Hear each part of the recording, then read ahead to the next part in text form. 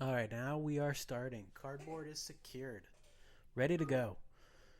Starting on Lost Temple, which is the only map for Star League 64. Not enough minerals. Samwise are Zerg in the bottom left.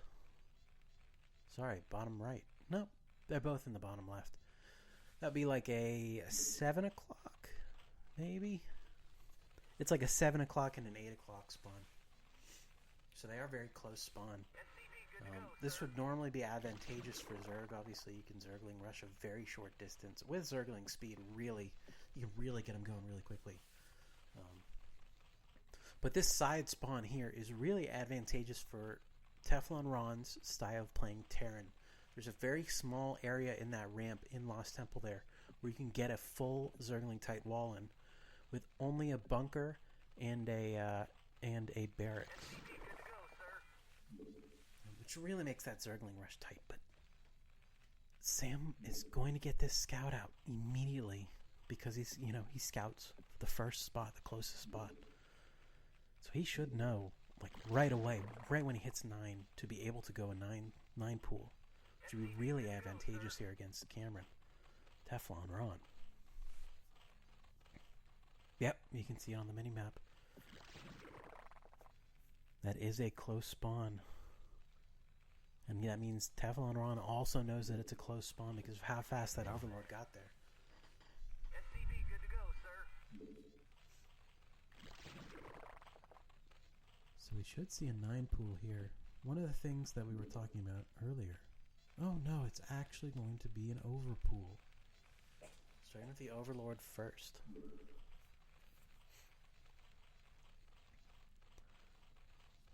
Sam potentially looking to go out to a macro build here. SCV, good to go, sir. And there's the pool. Something that's different about StarCraft 64 versus StarCraft Brood War on the PC is the spawning pool is only 150 minerals. That was patched in a later version of Brood War than released on the N64. So there's a small mineral advantage here, where Zerg can get an extra drone along with their spawning pool.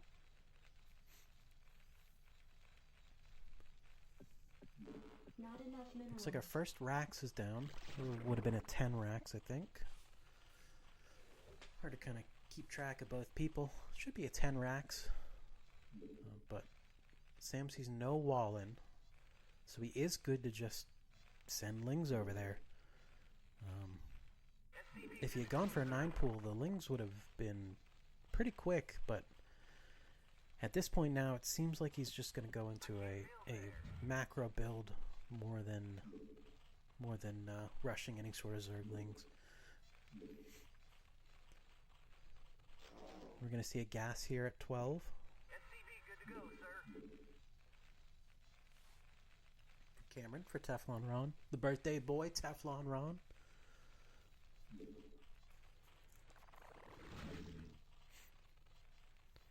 Yeah, it is. It is crazy. It came out like, I think, because this came out in 1999, which would have been right around the same time that they put out that final patch to Brood War. But this was just in development before that happened. Like, it had already been pushed. Everything being on a cartridge means you have to push the game out a whole lot earlier just to get it onto the hardware so you can actually sell it. So the patch just wasn't available yet. Good to go, sir. And not only is this, it's kind of far for Lings, there's also that it has to curve around and go up a ramp. And Cameron is really easy. It's really easy to protect that high ground and protect that ramp because it's very small and it is tucked into that corner there. It's very easy to just stick a bunker or stick a barracks at the top. And here come the Lings. Stick a barracks or a bunker at the top there and make a wall and make things really tight and to exploit that high ground and really take advantage of that against the Lings.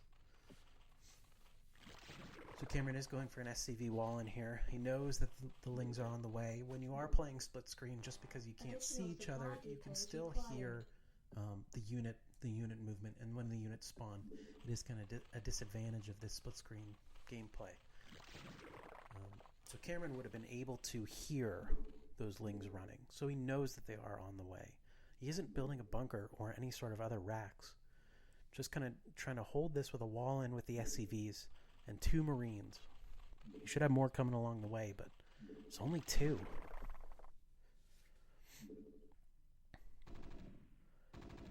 Samwise will see this and back off. He obviously can't break this right now. Oh, it is. You have to get so particular with moving things around, and that thumbstick on the N64 controller is really tall and really hard on the thumb. You have to be really, really precise. Thankfully, I mean, that higher stick does give you more precision. That's something that's a beneficial to running an N64 for StarCraft 64. But yeah, that was a great block, a great hold off from that Ling run-in. Sam is going for his second base now. He's going to drill these drones over so that way they're already ready to start dumping off at the hatchery. A little bit of a Maynard shift, I believe is the term.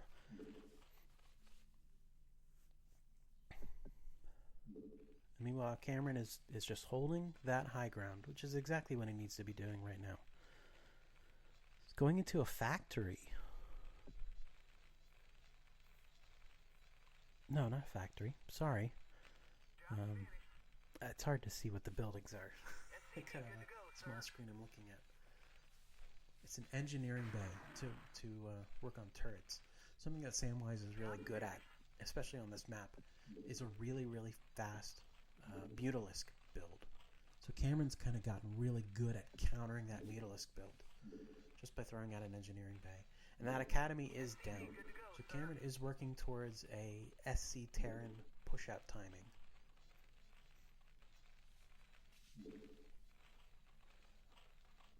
But this academy needs to get up quick. Really, really quick.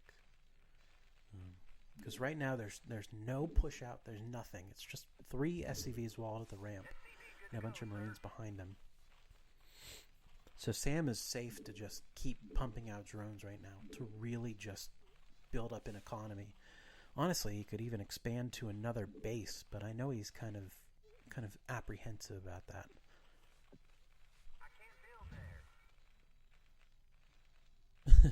eBay before Academy and Armor first. Yeah. Cameron kind of going for a strange build, but he is working. He is working on it. These two have played a lot. Especially leading up to this money match. This a bazillion dollar money match. I think it's like $10. But they've really been kind of playing each other and kind of building each other's skill up. So this might just be a call out on what Samwise has been doing in their practice sessions previously. There's a lot of mind games. It is kind of a non-conventional build though, and I will be interested to see if that is to the detriment of Cameron's playstyle here.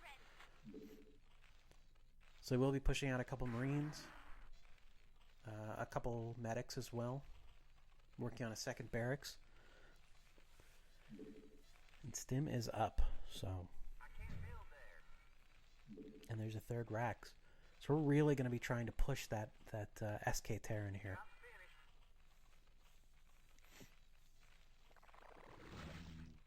Sam's got 2 creep colonies at the front, so he should be very protected from this push out here. It will probably kill out all the Zerglings, unless Samwise is able to hide those somewhere, or really just distract. But for the time being right now, it seems like Cameron's in a very safe position, and he's moving those SCVs back finally, building a couple turrets as well. You never really know. Are those SCVs at the ramp? A timing push? One sunk in all those Marines medics is a good timing push. It is a good timing push. I think it was just kind of a wall-in for the time being. And they kind of keep them around as well to build turrets, I believe. Not enough minerals. But they might also be part of the push. Getting a good SK push out here and then building an expansion would probably be beneficial. You could also just build the expansion on high ground where it's a lot safer and then move it down. I would like to see a move out here. At least put a bunker down on the low ground. So there's the scan. Cameron does know there are mutas on the way. Our muta's building. 2 creep colonies at the front. You want a piece of me, boy? Job finished. So one transition to a creep colony, the other one is waiting. SCV good to go, sir. Require more minerals.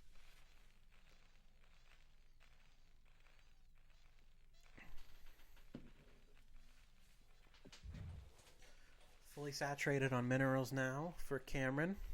So he should feel pretty safe to push out, but he's still hanging up at the top of the ramp. I think he's waiting for stim timing, even though he doesn't necessarily need it. Like, he can push out and take down the... he should try to push out and try to threaten now. Well, previous to now. There are 6 mutas out. Plenty of turrets. Well, some turrets kind of blocking everything. Hi, Britt. Thank you, Super Shears. Cameron's Teflon Ron, our player 1 on Terran, is the birthday boy today. We'll see if he's able to win this money match. It doesn't necessarily look great right now with the 6 mutalings coming in. Sorry, 6 mutalisks, not mutalings. So these will do some peppering. There isn't enough missile turret coverage here, but there should be enough coverage from the Marines. Very, very low mutalisk there. Not enough minerals. And he's going to fly right into more of them. 1 goes down. That's huge. One mutalisk may not seem like a lot, but it is a lot of commitment of economy here. To really commit to something that isn't necessarily looking like it's panning out.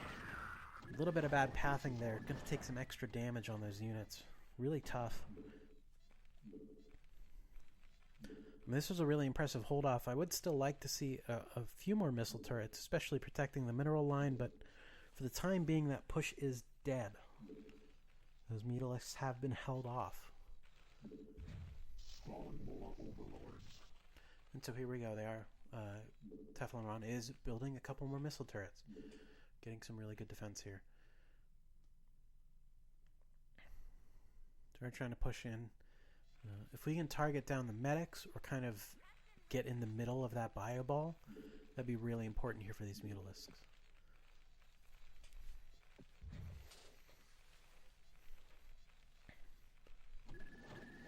So Cameron has the bigger military right now, but he isn't really pushing out.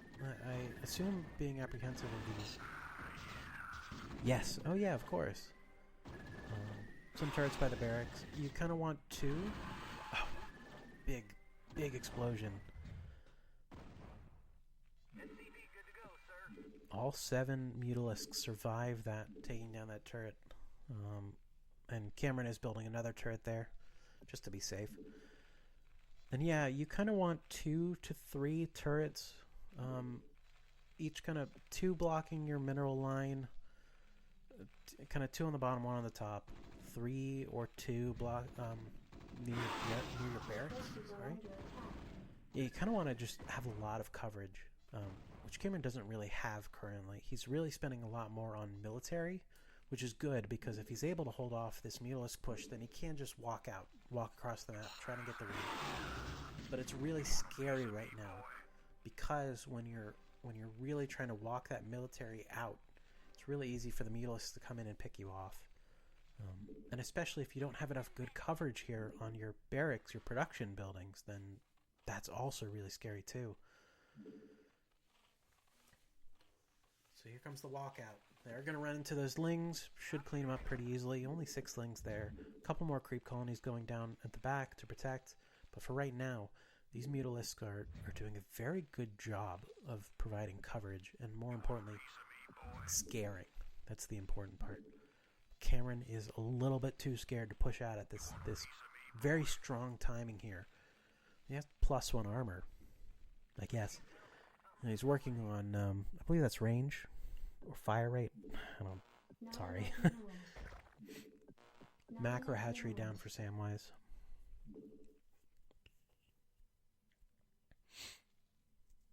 Zerg player will be supply blocked here. Yeah.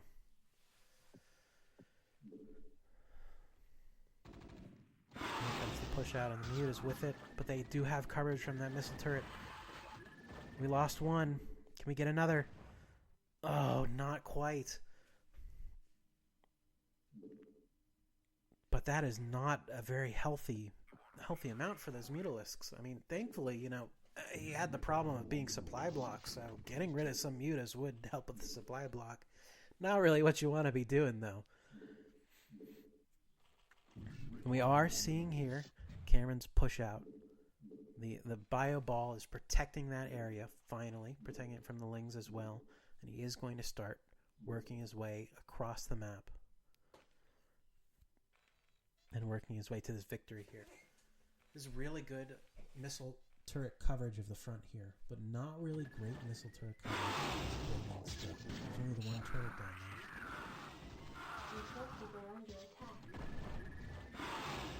Supply block broken. A lot of damage coming out here on these mutas, but they do take down both missile turrets together. Really scary. And finally, we'll have the push in here. All of Samwise's material going in. 6 Lings, 11 mutas, but down to 10. Actually, it'll be 9 mutas because there is one Overlord in that pool. And that Overlord is, walking into danger here. You got to be careful. In order to stack those mutas, you have to have an Overlord in the party. But that Overlord is really getting forward. Got to be careful to make sure that Overlord kind of leaves, goes back home. That would have been really scary if that Overlord drifted in. The hold was successful for Cameron, for Teflon Ron. Pretty awesome they're doing Muta Micro. Yeah, it's crazy the stuff that especially Samwise has been doing with this Muta Micro here. But he's gotten really good at it. And that's kind of, when you're starting Zerg and you kind of get used to Lings, that next step up is Muta Micro. And Samwise really, really learned that and got really, really good at Muta Micro. He is the king of 64 mutas. And something that's really, really cool about StarCraft 64 as well, instead of having a 12 full stack, you can have an 18 full stack. So that's 17 mutas and 1 Overlord. So you can get really, really crazy with these mutas. You can do some ridiculous stuff. And here come the mutas diving in. 1 muta down already. Another one down. Taking heavy losses here. I mean, 2 mutas is not necessarily heavy losses, but that is a lot of his supply here. I mean, only 59 food cap. Using every single one of them. His supply blocked. And is somewhat mineral blocked as well. He's really been committing so many minerals towards this. And, full up on gas.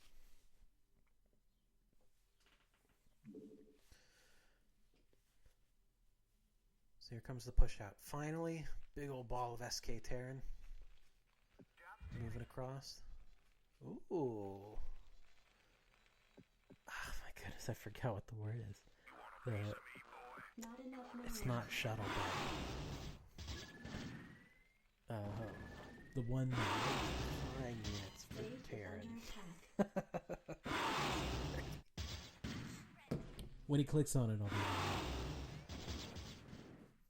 And so this is the downside to only having that one turret to block. So much gas with Vessel's top would be great to deal with a muta. It's very hard to pull, especially on this, because you have to be really, really precise on that one. But it's possible that he'll never make it to Science Vessel because his whole supply is getting torn apart here by these 12 mutas. 11 mutas. 2 turrets is not enough to deal here. And he will... Yeah, Samwise is gonna Muta Micro here and really do some damage. All forces are under attack. All that gas. And, okay, creep colonies here. The medics are the first ones running in. Not really what you want for your medics. But we will stim in here, try to take out these. Here come the rest of the units. We got fire bats, some Swarm Marines holding up the back line. Fighting off these mutas. This will be a really bad fight for Teflon Ron to take here, because these mutas will just tear it apart.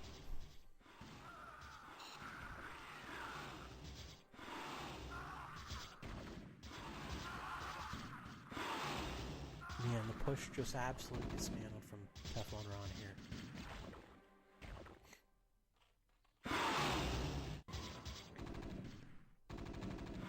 Just not quite enough turrets there in the back line. Really needed to do something to pull the Mutalisk off, but it really just wasn't enough. He's going to throw a missile turret out, kind of go for a contain here. I mean, a contain doesn't really work on mutas. I mean, mutas can just go wherever they want to go. And here come the Lings as well. Just going to be a really tough push to deal with, if he's even able to deal with it at all here.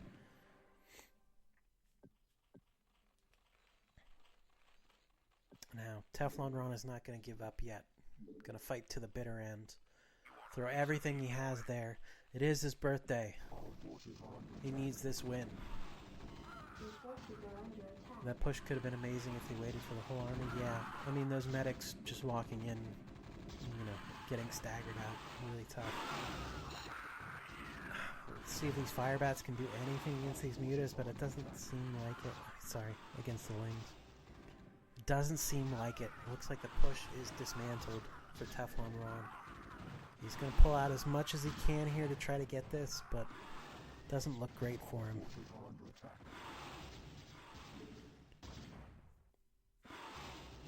And so it will just be medics here to be cleaned up.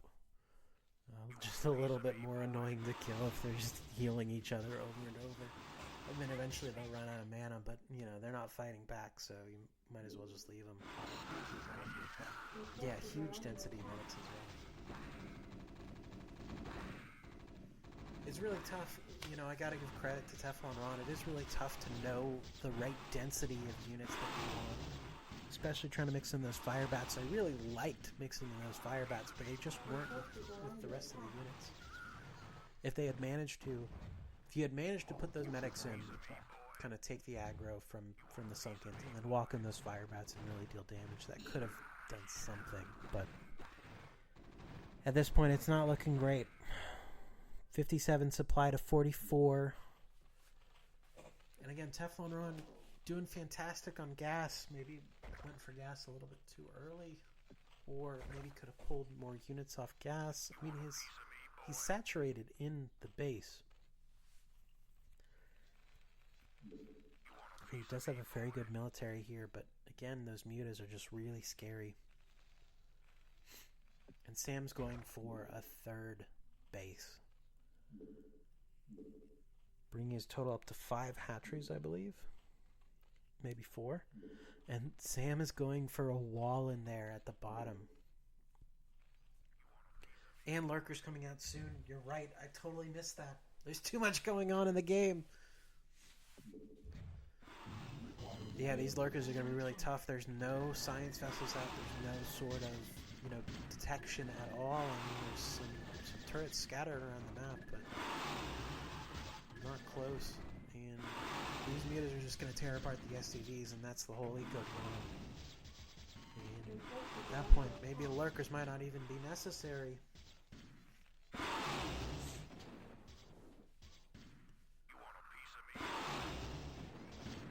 Alright, time for Cameron to go all out. Put everything out on the field. This is his final chance, his final push to go in and try to get this win. Everything is going to start breaking down at home.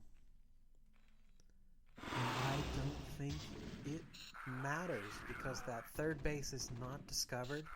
Even if Teflon Ron somehow manages to break everything at this natural, everything at this main base, there's still that third base, which is as of yet undiscovered.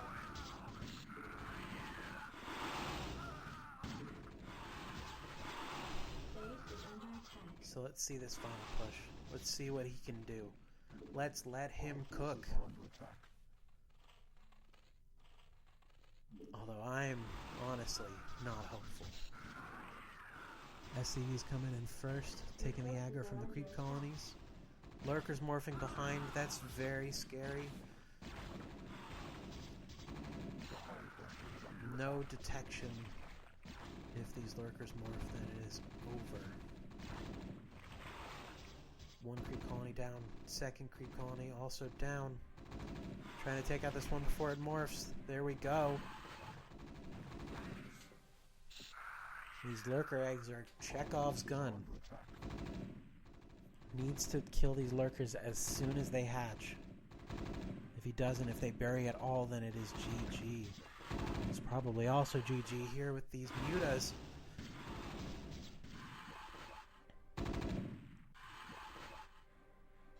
Not quite. Muta push held off. But again, these lurkers. Another creep colony morphing behind the hatchery. And there's the lurkers. There is the scan. The scanner is still up. There is detection on these lurkers. I don't think it'll mean enough.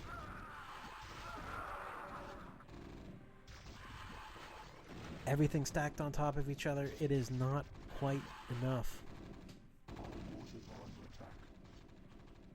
Maybe it is. Not enough energy. Oh, not enough energy, and there's the scans out.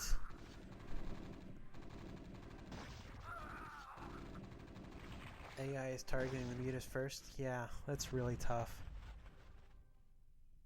That kind of micro to know what to target is really tough to do here. Your forces are under attack.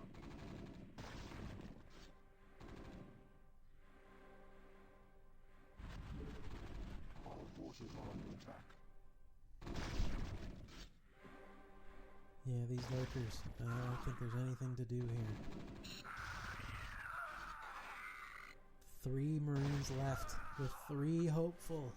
Your forces are under attack. Everything is hurt at home. Our forces are under attack. He's got enough minerals to make 1 SCV, and there it is. GG, game 1 to Samwise. Oh, we got another follow. Thank you, good man Brown, for the follow. All right, wrapping up the break. I'm going to close the door. Not enough minerals. Yeah, you might even be able to hear it in my voice a little bit too, Max, but I am also getting over the bad shit disease. It's kind of just going around the East Coast right now with the my sinuses were real bad and my voice was gone. But Not enough we do have minerals. Samwise spawning in the bottom Not enough left, minerals. that 7 o'clock that I was Not talking enough about earlier, minerals. and Cameron up at the 12 o'clock. That top spawn. The top spawn is a little bit better. You do have a really recessed natural back there that's kind of protected by your map. So it's really easy to push out and get a second base. Now Cameron doesn't normally like to get a second base. It isn't really in his normal build plan. He's not really a second base player, but this might be one that he works towards. That is something that he needs to work on. Just for when you watch this back, Cameron, work on getting a second base. We do VOD reviews too. Crazy.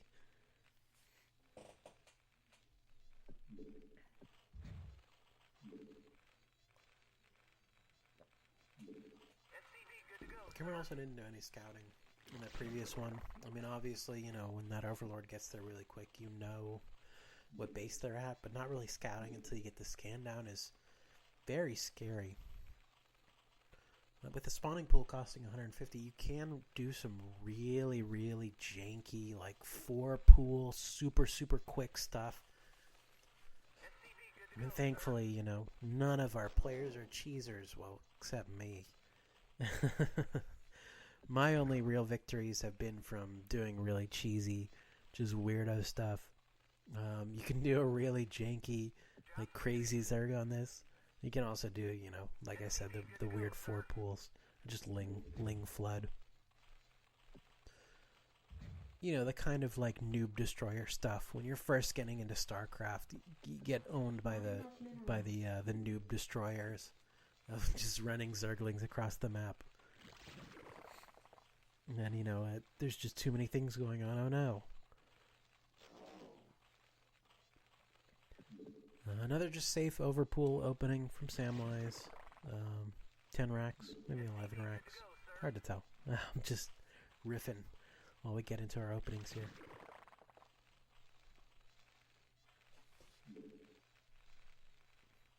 remember to stay hydrated as well, max-wise, if you're feeling sick out there. Hydrate. I'm hydrating right now. I can't feel good to go, sir.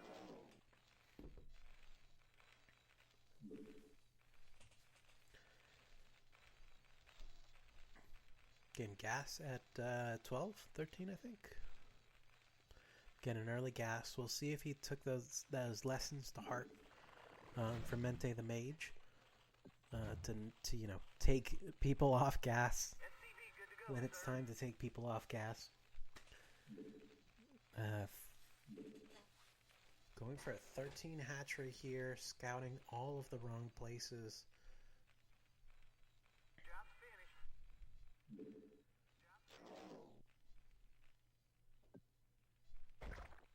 And there's the hatchery down.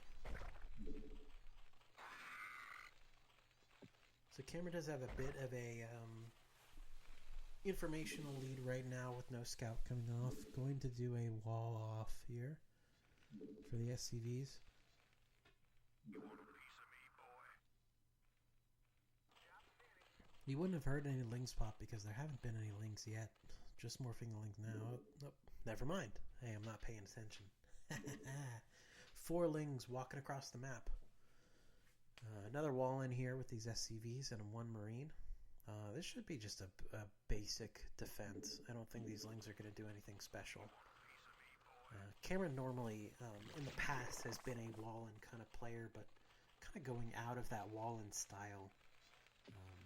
Keeping everything really close to home on his buildings.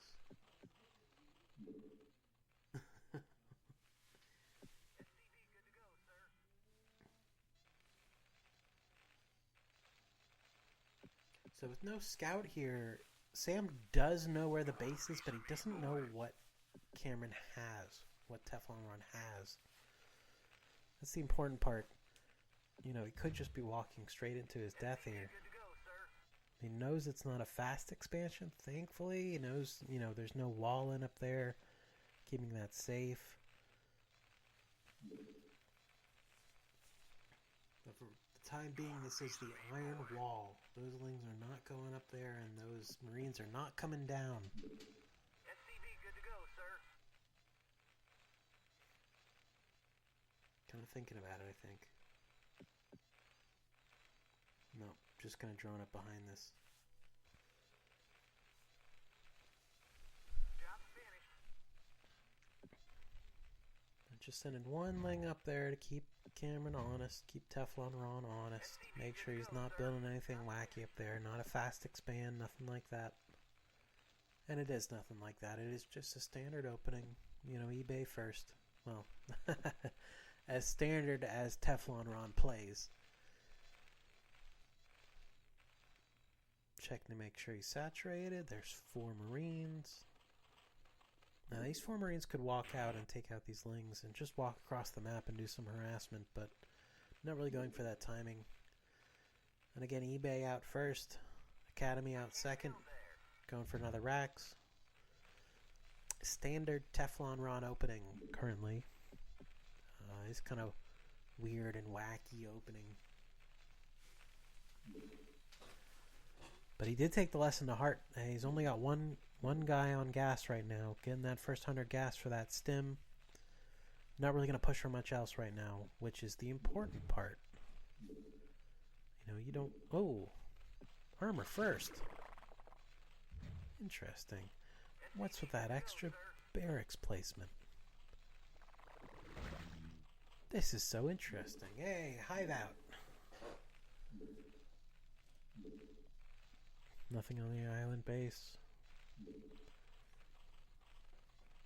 There's the Academy. Stim coming out.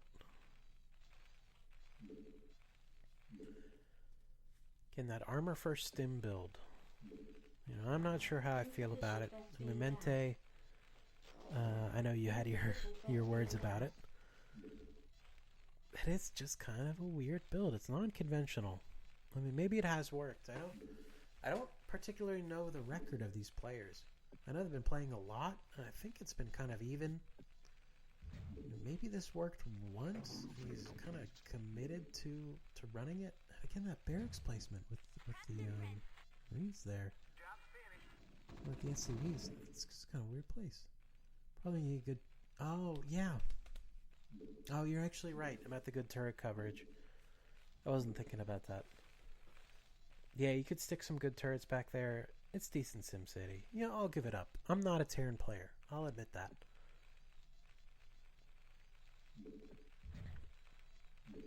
I just think it'd be really annoying to chase around Lings in this maze of buildings. Job's finished. But I respect... Hey, you are our Terran expert, Mente the Mage. You know a lot more than I do on Terran. If you feel like this is a good layout, then I respect it. I'll give it up. Research complete. Speaking of turrets, no turrets yet. That spire is working. Not enough minerals. At the far spawn, the problem is Cameron doesn't know that it's the far spawn. Teflon is not pushed out. He's not scouted. Ling's coming across the map. Marine and Medic are kind of walking out. Kind of look like they want to do something, but no. Just going to be two medics holding it down at the front here. Just keeping a wall in. I mean, no push out and no scout at all is scary. The scan is there, but you're going to be using your scan to hit everything unless you can get lucky with the 1 and 3. Not enough minerals. It's really important right now to know when these mutas will be coming across. And TeflonRon might have the timing knowledge of, now is when I should start putting up turrets. I mean, that's the other... that's something I would like to add to our setup as a timer, personally. I know the timer was not an original Brood War thing. It kind of came around and remastered, but I do think the timer is really important here. It is, good to have a timer, I think, in my opinion. But, sorry to digress a bit from calling the match. Burrow. Are those burrowed lings? Oh, this is funny. This is a very strange build. Upgrade complete. Upgrade complete. And he gets it. Oh my god, the 1 in 3 chance to get it scanned right. That's incredible. The birthday luck. Hydroden going down here at the front to start working on lurkers. Gonna make it a tech shift here. Only 4 mutalisks here just to kind of do a little bit of harassing, a little bit of scouting. Just kind of try to keep TeflonRon honest. Making sure he's not doing anything weird back here. But it is a tech switch. Potentially looking to make just like a handful of mutalisks and build up to lurkers behind it.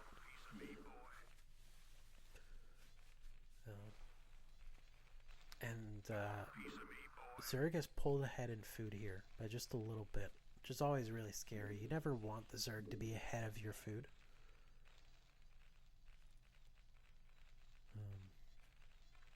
And again, not really pushing out, not really trying to go for a second base.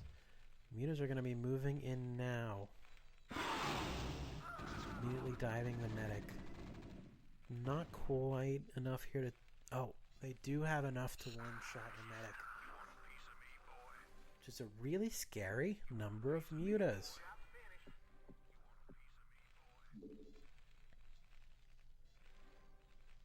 And again, that little patch of birdlings is so fun.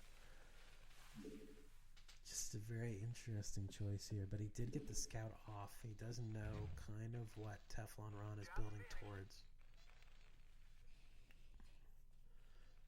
Sam does know where these vulnerabilities are. Can just run in here on this wall and take some pot shots. Pop down the medics, pop down the front line. slowly bleed Cameron of units. Not enough minerals. Spawn more overlords. At least that's the hope anyway. Food blocked for Zerg. And a great push out here. Being blocked on food is really tough. I mean, but the birdlings are gonna get detected by these missile turrets. Oh no! Oh, a catastrophe.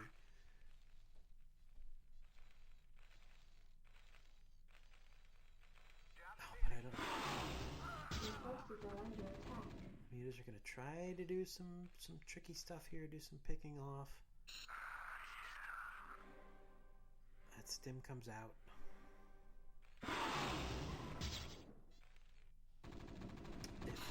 If this turret goes up, then that whole burrowed ling plan is out the window.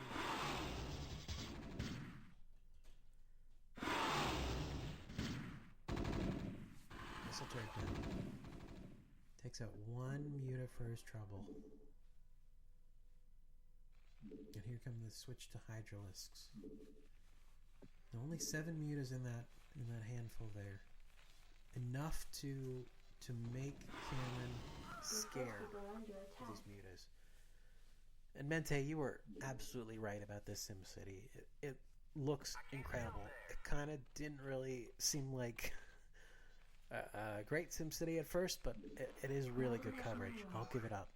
It's quite good.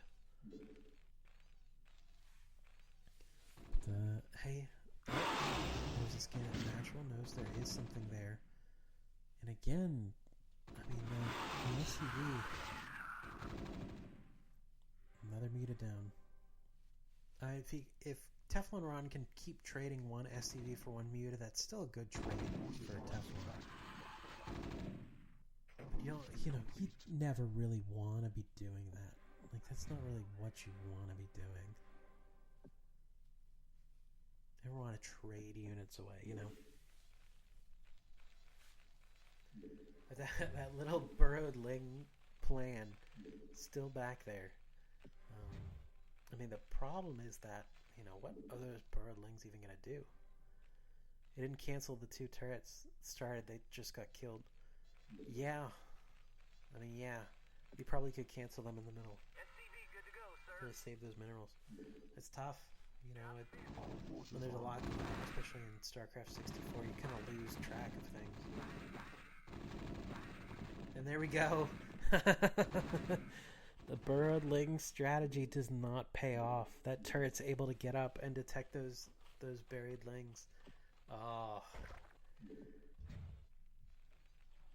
Happy birthday to Ron. Hey, it's Handathy. What up, Handathy? Mente Handathy is our one of our guys from Canada. Not enough minerals. Our sister league in Canadian StarCraft 64. I'll let him know you said happy birthday, Handathy. We really appreciate it. We know you always like our American food, so that cake we posted on social media from Walmart. Very traditional American cake.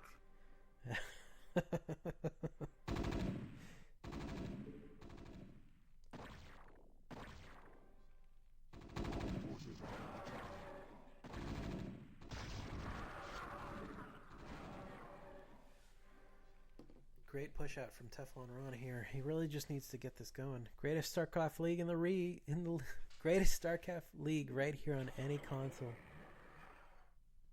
Oh yeah, the lurker pickoff was really big. He needs to start working on science vessels. I haven't really been paying much attention to the SimCity back there.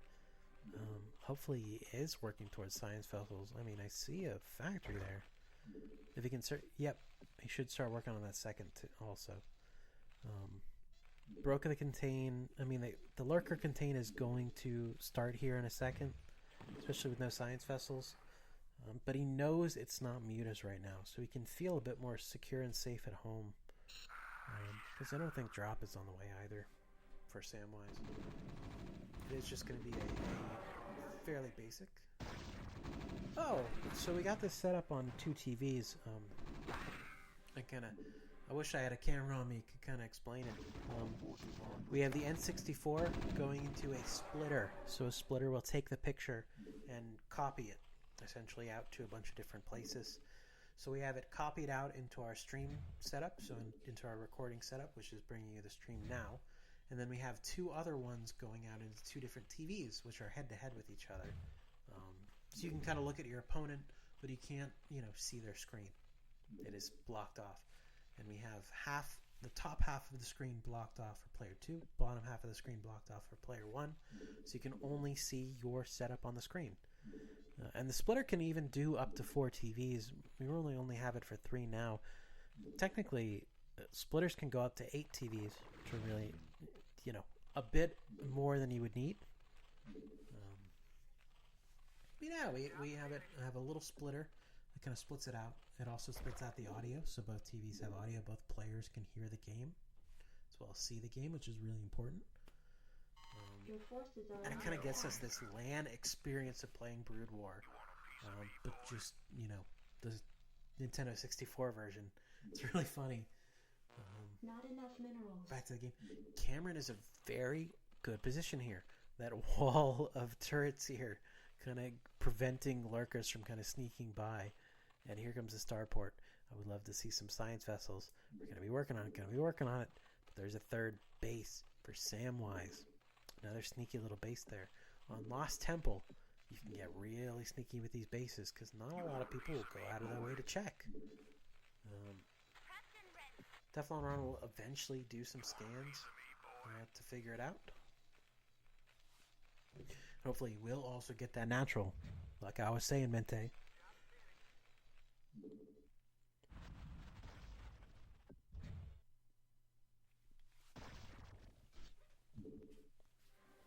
Yeah, hey, I wish I had a camera to show you the setup. It's such a cool setup. We really need like pictures somewhere or something. Some kind of documentation of our whole StarCraft 64 journey as this league grows. We are working on getting some more members this summer. First tank out for Teflon Ron. Starport with that little hang on. I don't remember what that hang on's called, but it does something. No siege mode out for the tanks yet.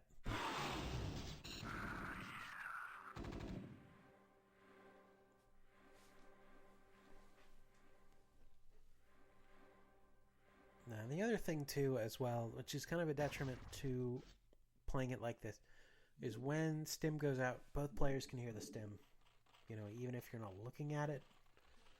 Sound in this game is based on the screen.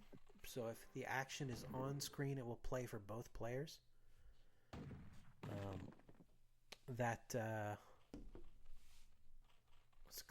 That stim sound will come out for both players if the stimming unit is on screen. Same thing with popping out units. If the screen is showing Zerglings as they're hatching, the Zergling sound will play for both players. It is just kind of an inevitability of this setup, unfortunately. Oh, that's science vessels on the way. Again. Not enough minerals. Ooh, wraiths. Wait a second. No siege mode but cloaked wraiths?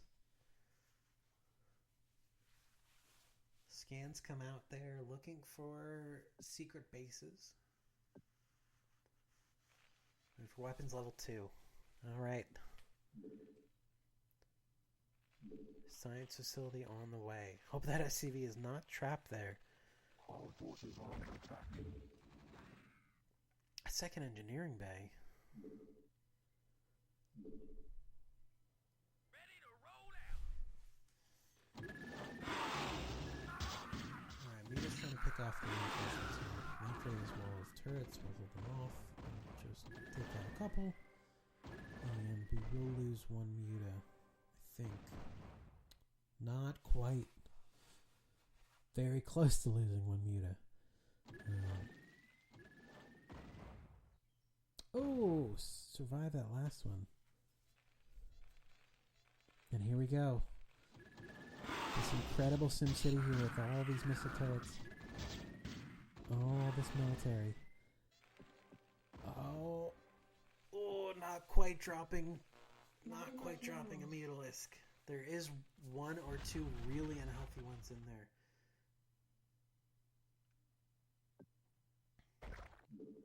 And here's some defense here at the third. At this point, you know, just slap down a whole bunch of creep colonies, bunch of lurkers over there. Should be pretty hard to break. Takes until science vessels come out. We do have our first Wraith. Kind of just, I guess, roam around the map. I don't really know what one Wraith is going to do necessarily, but there is a science vessel coming out. And there it is. First science vessel. No irradiate yet, but this vision will still be very, very important here. Gonna throw a defense matrix on this tank, maybe? No, not quite. Again, no siege mode on these tanks. Just sending out raw tanks. I mean, I guess it works. When you're really going up against, like, Defiler, Darkstorm, you do want tanks. I mean, that splash damage is really helpful. But again, should be putting up a second behind here. I don't think there's really any way to, you know, do this as one base against 3 bases. Especially with these Scourge coming out here.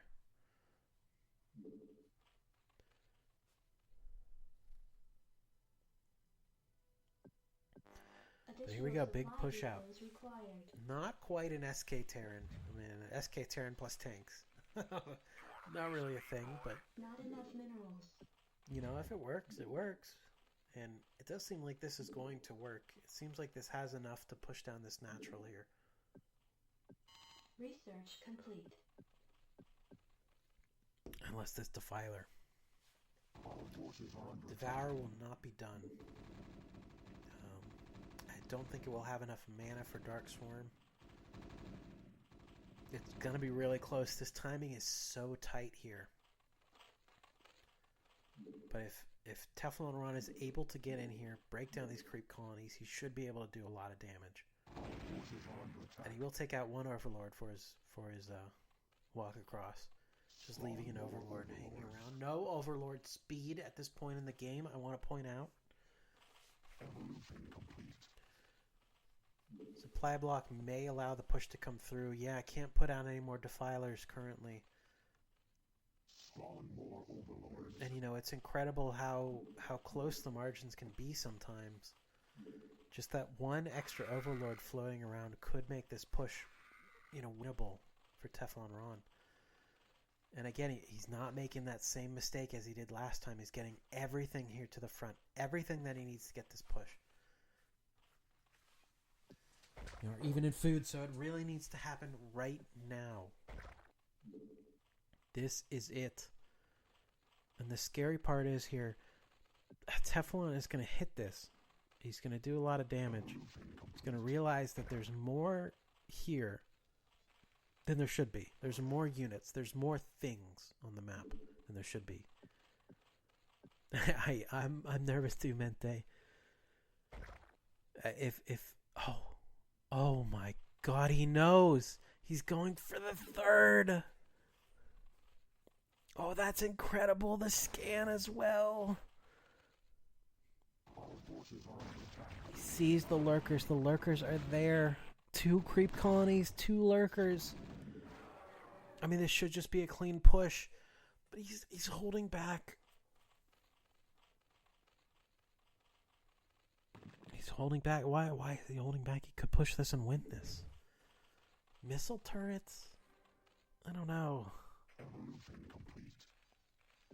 I mean, maybe if he commits a bit more military. He took out 1 lurker. Your forces are under attack. Oh, here comes the big push back. He just wanted to really aggressively pull out these units. The Scourge connects, and that's the science vessel down. He does have another science vessel over here. All 4 of those Scourge went down for that 1 science vessel, so it is kind of a loss. And that lurker just walking through.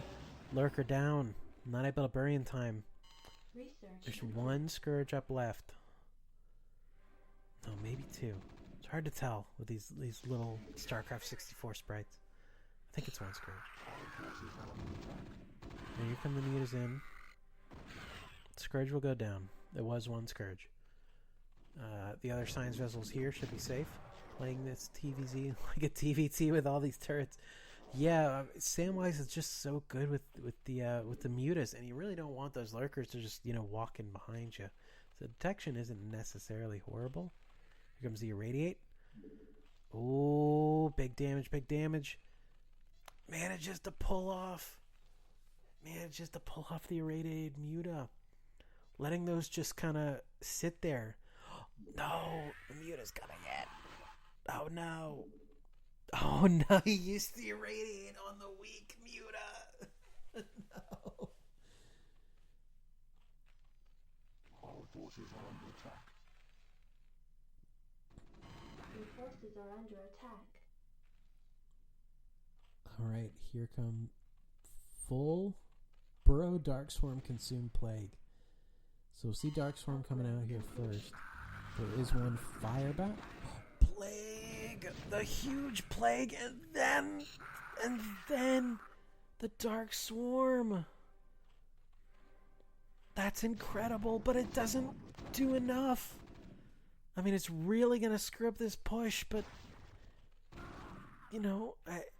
oh my goodness. I mean, it holds off the push, but at what cost? Your Defiler went down. You lost so many units there, and that's so undefended.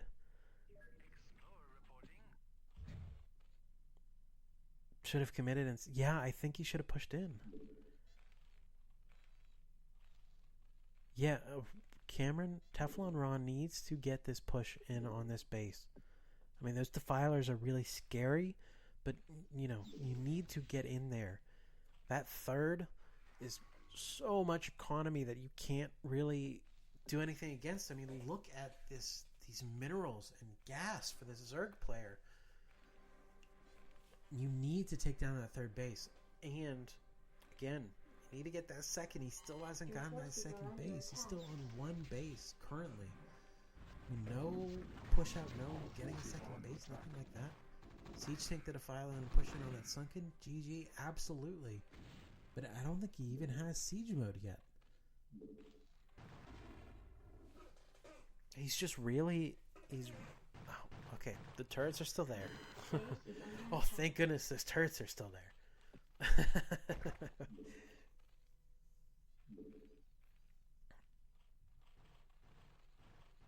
Science Vessel just going to roam, see if he can get a good irradiate off. And if you're able to pick off this Defiler with the irradiate, it could be good. Zerg is too big of an economy, yeah. Yeah, I mean, that third base needed to be broken a long time ago. Or Teflon Ron needed to get a second base a long time ago.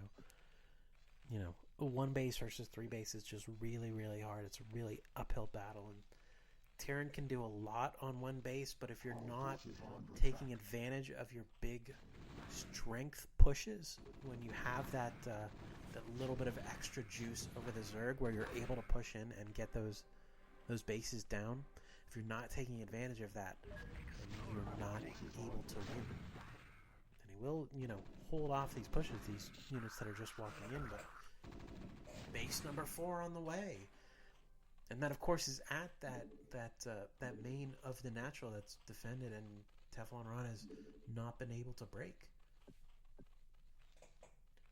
Which is not for a lack of not having the units. I mean, all the units are there to break this base. He's just not pushing out.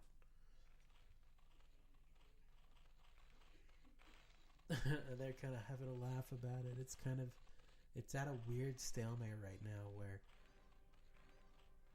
Teflon Ron is... What is this? Is this a second mineral only base? What is this? What is that building? Why is he doing that there? It's such a weird place.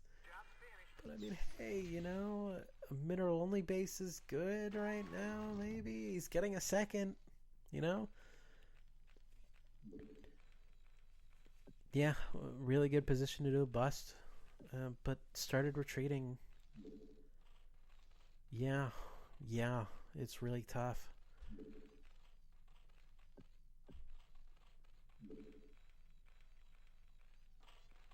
Yeah, again, you know, like Hannity was saying, you know, the turrets for retreating, you know, it seems like a commitment that Teflon Ron is not really able to back up. I mean, you know, you retreated all these units and they survived, but for what benefit, you know?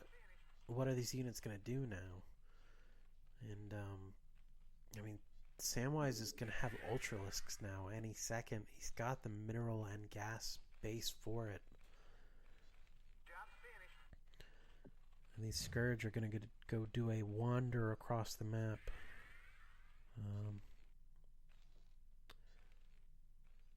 Ultras with the armor upgrade, yeah. Yeah, it's going to do so much work here. I mean, these siege turrets and the kind of wall-in going on here. Not enough minerals. With the supply depots will help, but it's not really going to do enough. Here come the Scourge. Kind of just flying into death, unfortunately. Oh, I didn't know those lurkers were buried there. It's so hard to see lurkers on this, on StarCraft 64. Look at this crazy wall-in happening here. Really defending this mineral-only base, and I mean, he needs to. He's starting to get mined out here at his main. And he's still keeping these units back here for a drop from Mutas. I mean, yeah, you can be scared of that, but those units could just walk back. You know? And there, yeah.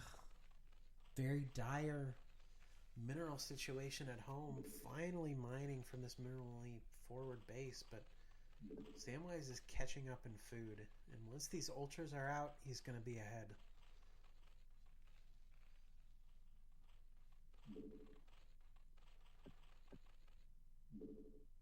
You know, at this point, going for a race to 200 food isn't really going to be beneficial for the Terran. Oh no! Oh, that's a huge pick off from the Scourge. That's so tough.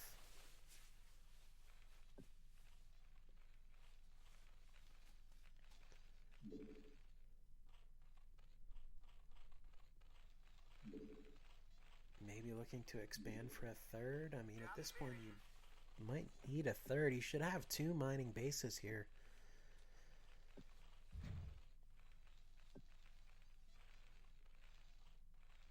Oh, okay.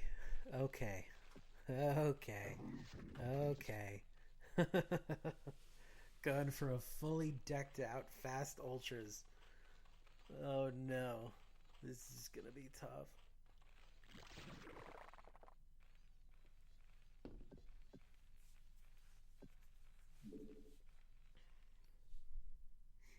And hey, look.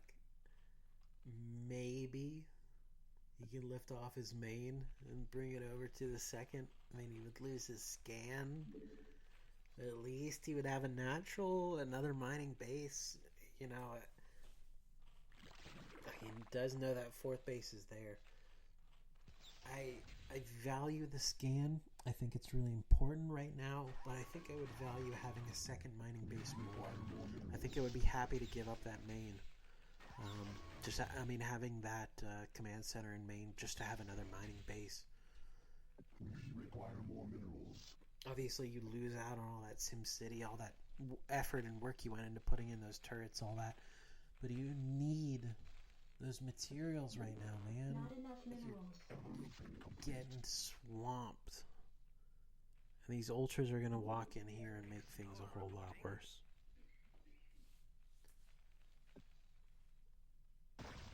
Our forces are under attack.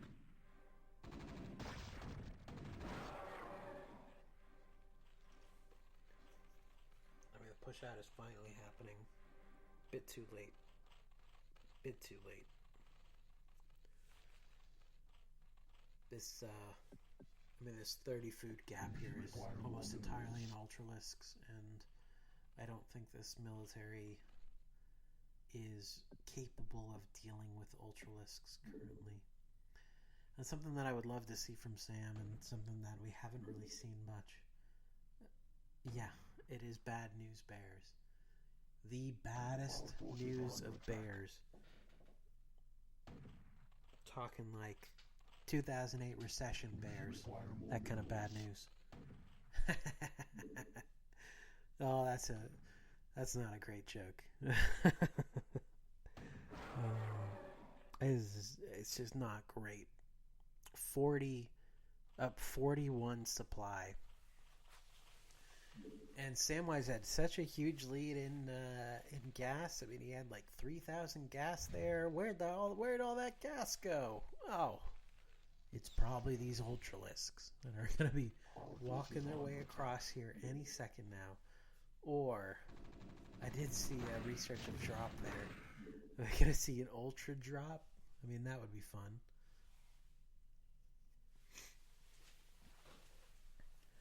And they're pushing in now. If a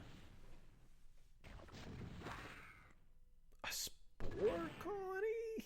Okay. Radio on the Defiler. Good to see it. But Dark Swarm coming behind on this mineral only. I don't think Cameron is aware of it happening. Here come the Ultras from the behind. Your forces are under attack. But again, I mean, Terran can do a lot with a little. I mean, maybe if he breaks this, he can walk up, take the 4th base. It's down to, one base versus 1 base. Terran wins, but I mean, you gotta do something about these Ultralisks. You wasted a lot of irradiate on Defilers. You've got these Ultralisks, which are gonna just walk up behind and tear apart your entire fleet. I mean, they're not great necessarily at taking out Marines, so this might be a losing battle for the Ultralisks. Gotta pull back here to give some extra defense. Maybe drop a couple defense matrices. Or just irradiate those... Oh, that plague is so tough for Teflon Ron. Our forces are under attack. Oh, and these Scourge make a connection. Oh no.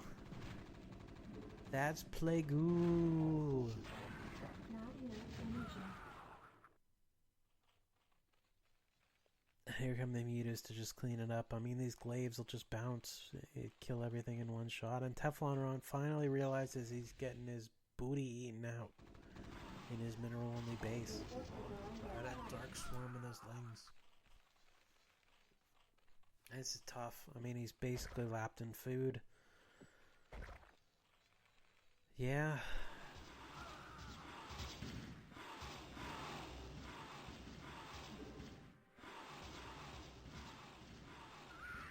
He's gonna try his best. Hold on as long as he can again. Gotta give it to Teflon Ron. I've had to commit a lot of forces at home too. Yeah, and we'll have a heart to heart. That's Samwise smile. He's happy to be here. You know he is. Yeah, again, it was pulling back at the wrong time, not getting a second quick enough. That's tough. It's tough, but it was a really close game. And then it's StarCraft. A couple mistakes can really kind of tilt the scales. No implicit rule against 4-pooling. If you want to 4-pool, you can go ahead. It's just we are a bit more honorable in doing a 4-pool. Cameron's got his own TeflonRon has got his own cheeses that he does sometimes, but we're mostly pretty honorable as far as cheesing. I don't think there's been a 4-pool win in a long time. despite it being stronger. Building the third now of all times. Oh man. You know, no implicit rules against anything. The only real thing that we kind of frown upon is cheesing from the high ground. With the Lost Temple here, all of the naturals have kind of a high ground next to them. You can kind of see in the bottom view there by that natural. There's a high ground there. There's a high ground on 3 of the naturals.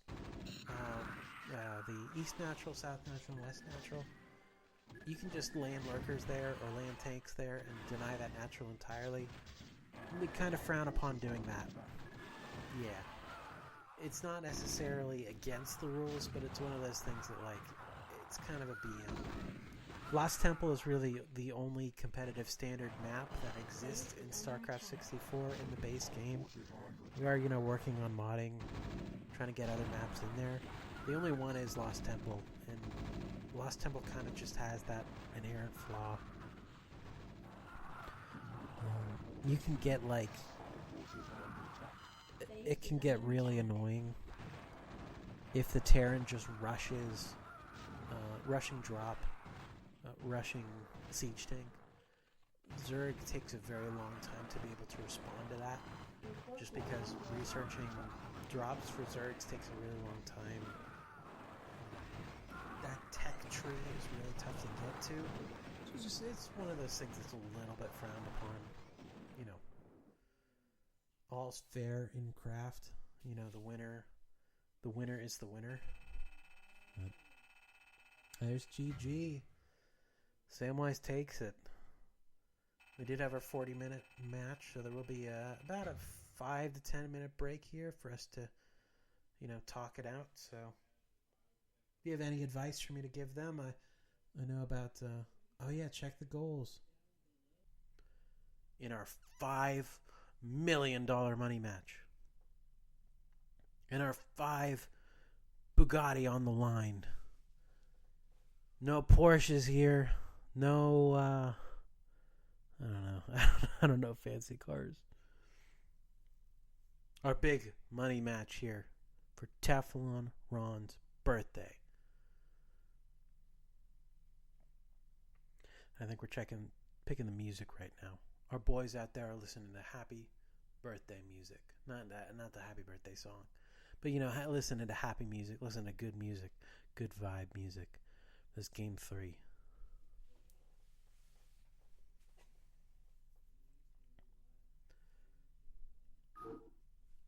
And we are in game 3. Teflon Ron spawning in the top right. It's our 2 o'clock. Our 2 o'clock spawn. And Samwise, our Zerg player, spawning in the bottom left. That is our 8 o'clock spawn here. So cross spawn about as far as you can get on this map. This location is a little bit better for Terran, but not quite. And not quite better for Zerg. Now, Sam will go out for a quick scout here to the quick base. You always want to be careful about that first spawn.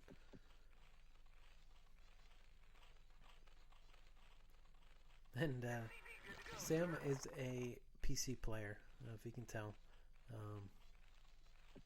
Kind of keeping that APM up. Also trying to send those drones straight to their base. Trying to get things done as quickly as possible. And we will finally be seeing a scout here from Teflon Ron.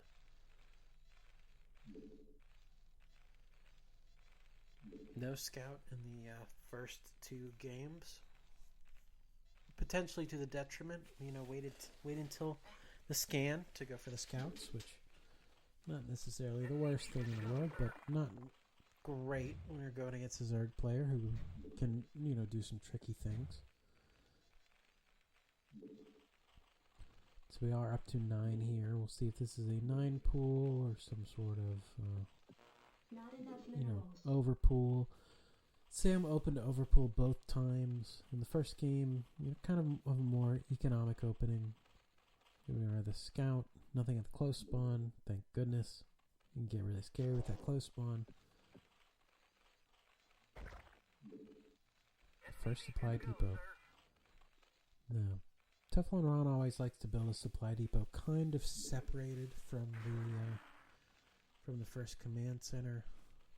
Just kind of an interesting little, kind of just personal choice. I think a lot of people who are really into StarCraft can tell you that you can kind of tell somebody's personalities, who's playing what, by their first supply depot. And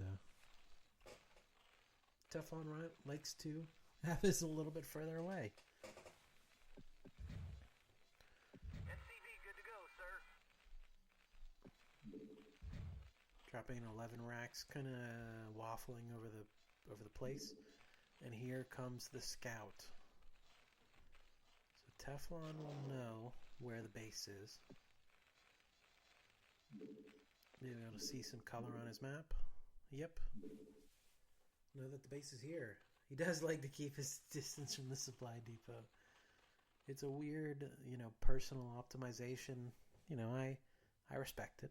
I do my own kind of weird stuff with where I place the spawning pool. SCV good to go, sir.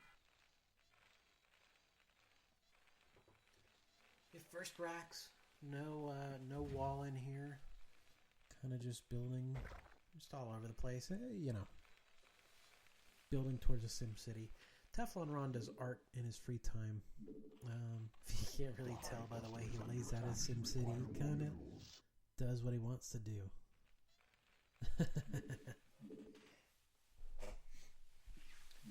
Natural here first before lings are out. An aggressive 12 hatch. Building this out. Doing an overpull into a 12 hatch. Just really, really economic heavy build. Hopefully these will be lings popping. And they are. Job finished. Kind of hoping to wall out this SCV. Do some work. SCV good to go, sir. And I cancel. Uh-oh. Never like to see that.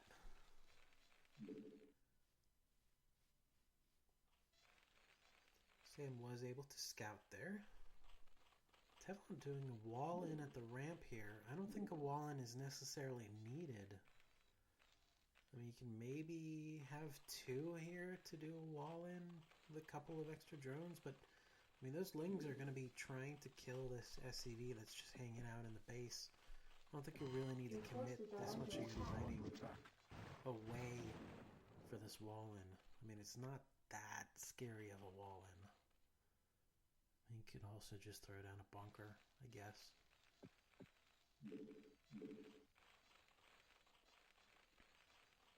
SCV good to go, sir. It committed really heavily to this wall in. Wall out, I suppose. Try to keep the lings from going up the ramp. Hey, you know what? It worked. I mean, the lings got there, saw the wall, left. Come on, back across the map, back to home. Trying to keep safe.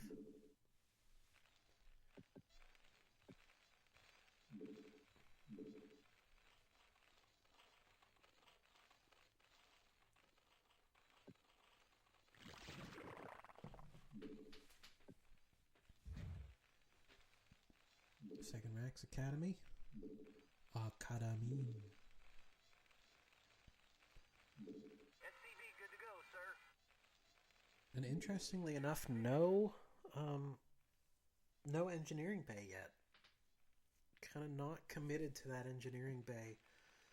That weird kind of armor first, stim pack second kind of thing. SCV good to go, sir. First hunter gas going towards ling speed here, not going for a layer unless I was not paying attention, which, hey, fair game. Kind of going for this wall in here. There's a little bit of pressure. Not necessarily a wall in, but more a, if your Marines walk out, my lings are in your base. And that's it.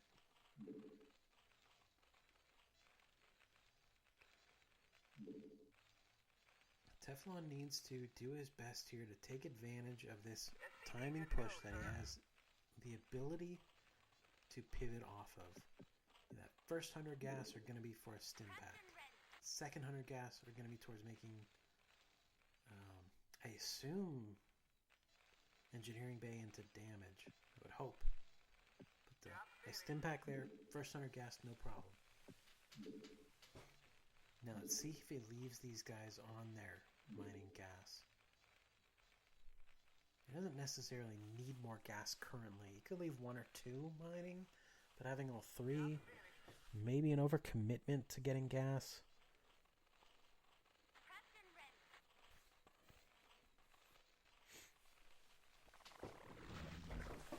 Alright, the timing is now. The timing is here. He has his medics. He's got his marines. He could start walking. And as of yet, there are no creep colonies up. So here we go. Opening the door with these SCVs. And closing the door with these medics. Well, there you go. You know, I thought we were going to see a bit of a walkout here. Kind of just trying to put some pressure across the map, but not quite. And again, something that Teflon needs to work on. 2 medics for 3 marines. Just a little bit too much of a commitment, maybe.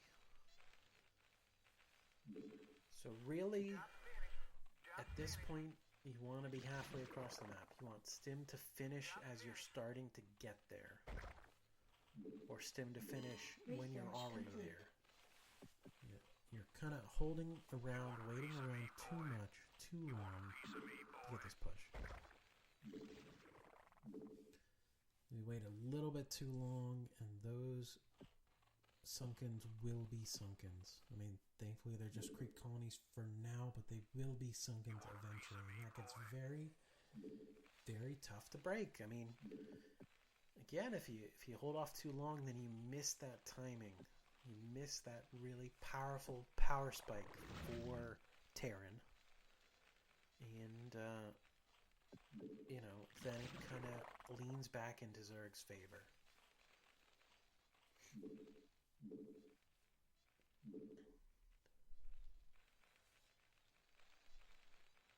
You know, I understand being afraid of the Ling run-in.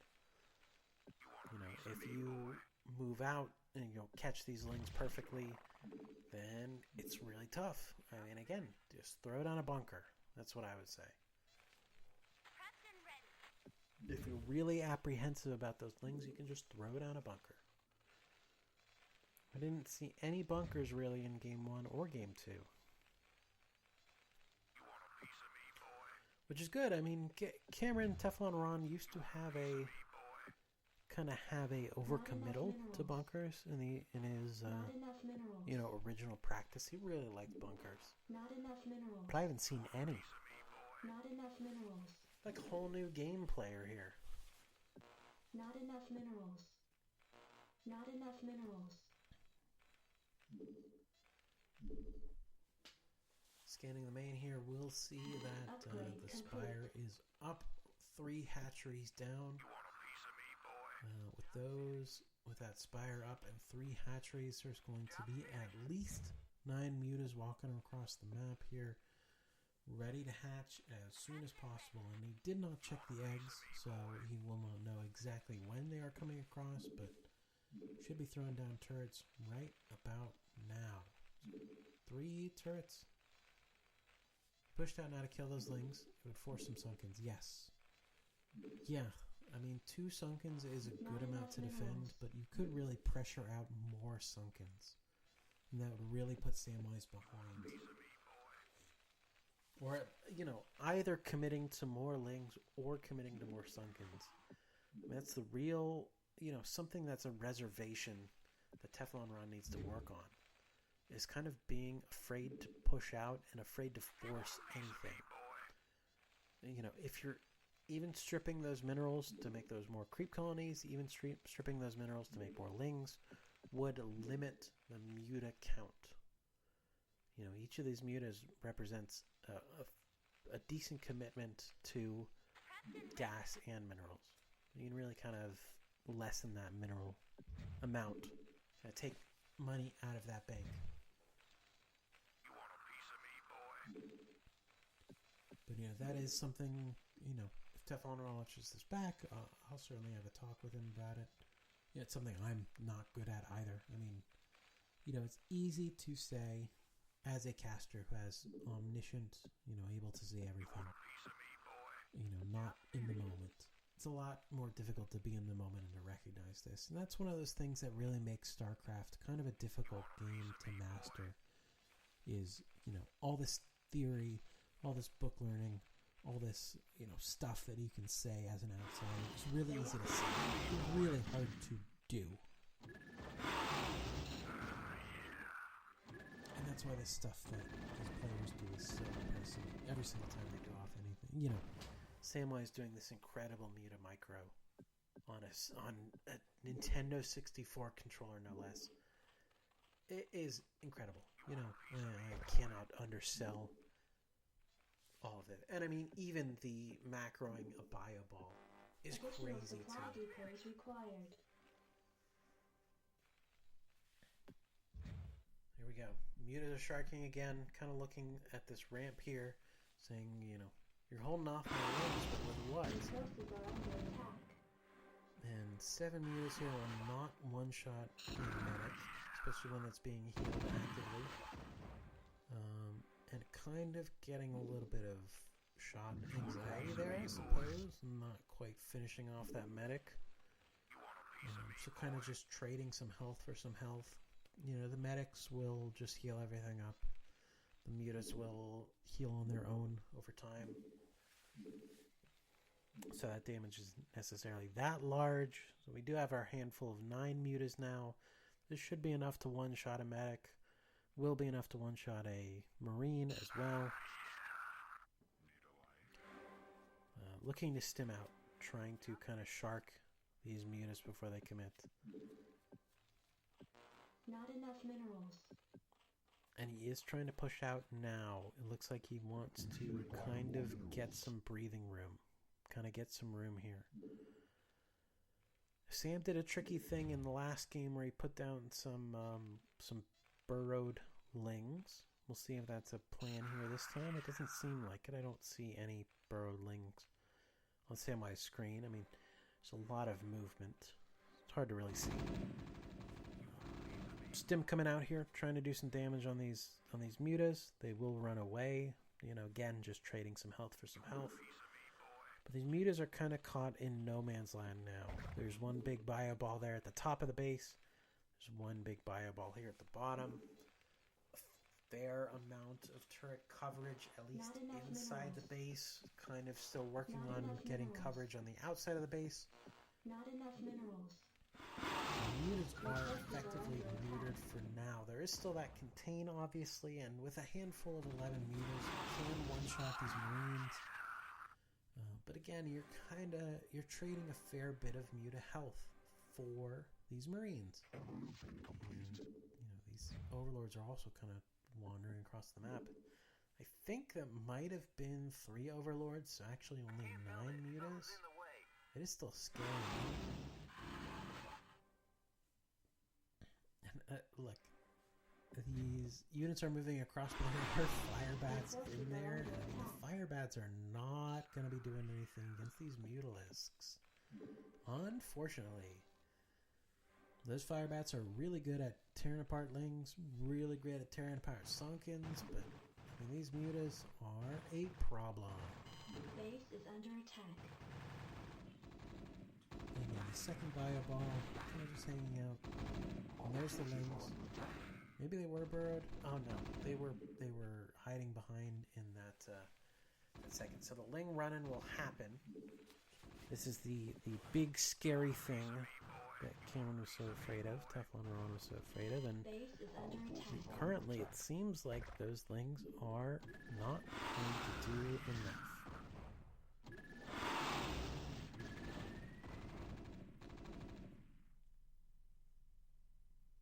One turret down.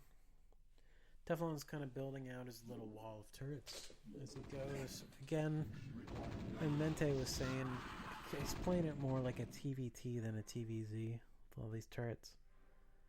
Not necessarily a bad thing with all these mutas, but again, it's scary in StarCraft 64. The ability to hold a full hand of 18 units. I mean, you can have 17 mutas plus one overlord to get perfect muta micro. It's a lot of mutas, and it's really tough to have a bio ball deal with that effectively. So I do understand feeling afraid, feeling like you need to have these turrets. At the same time, maybe Goliaths, I don't know, it's kind of weird in the tech tree to do Goliaths. Oh, this Overlord will go down, I think, especially if there's a stim that comes out. Pulling out, though, no, you could have taken out that Overlord.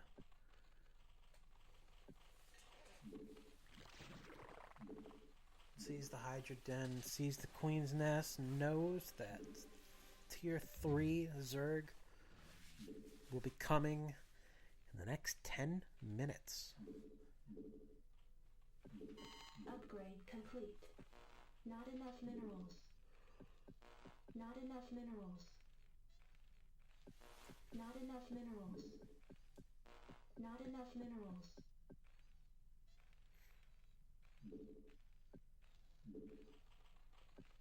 He needs the Natch, not Tevix. Tinks. He does need the natural. That is something we talked about with Teflon Ron. He does need to work on, expanding. It takes a lot of runs. But 2 base Terran versus however many base Zerg is really tough for Zerg. And this is a not impossible to defend base for Terran. It's not easy, but it's also not impossible.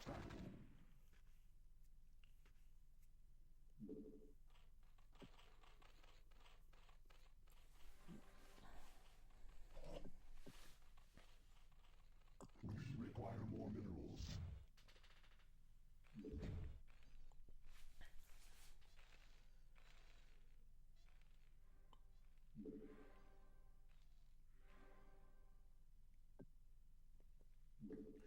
Sam is even on food. He is on his cap, so won't be for too long. But these mutas are going to start tearing apart this bio ball. There's enough in there to one-shot Marines. The Marines don't have enough damage, or don't have enough armor. Lurkers are going to be coming here. It's going to look real scary. A fire bat walked all the way down here to kill this drone, and the drone is gone. The drone is left. The drone is no longer home. I returned, Dragoon Mente. Welcome back, Mente / Dragoon. How's our boy? He's working on getting a second, I believe. That's what we hope. He's held out pretty well. They are even in food, but a lot of that food is in just a mutaball. But Samwise is teched for Tier 3 already. Like he's working on Hive tech. So it's going to get pretty tough.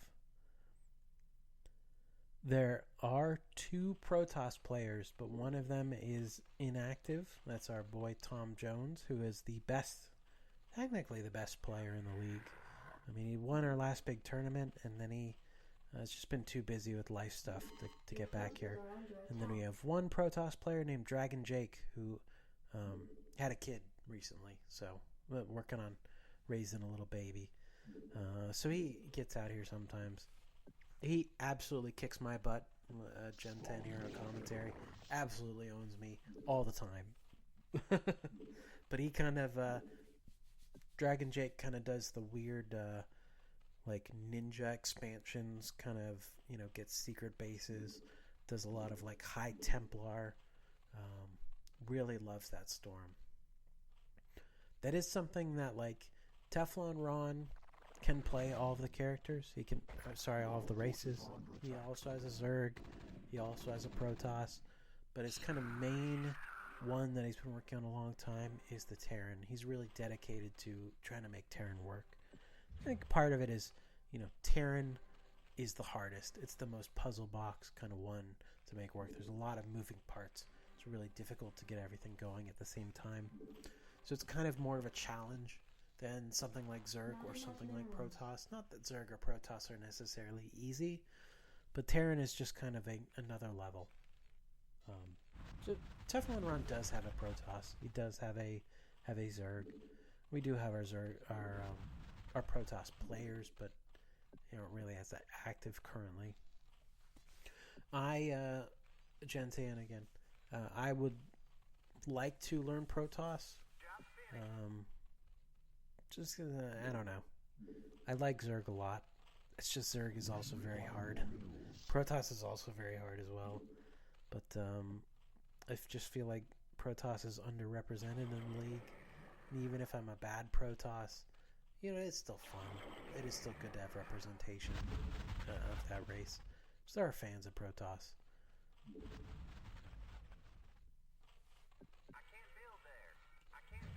I was just telling Teflon Ron before this.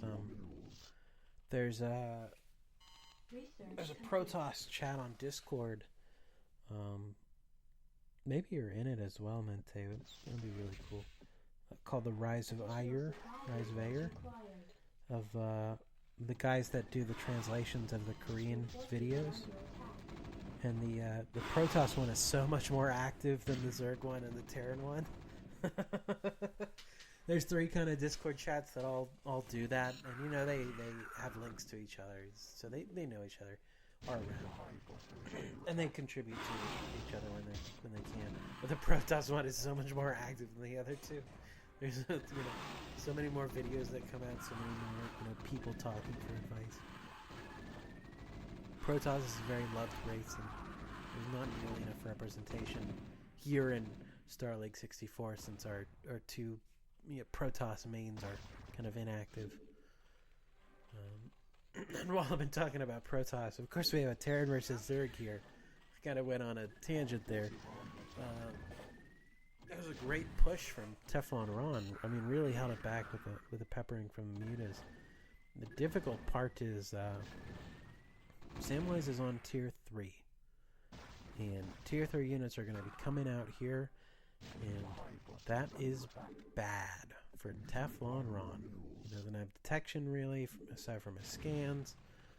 If lurkers start becoming a problem here, if defilers start becoming a problem here, then they will really be a problem. There's no detection. There's no irradiate here. Nothing to really help with plague. I mean, these siege tanks are good, but I don't think they're enough. Love to see it, yes. I would love to see him expand behind this. He really needs that second. And I told him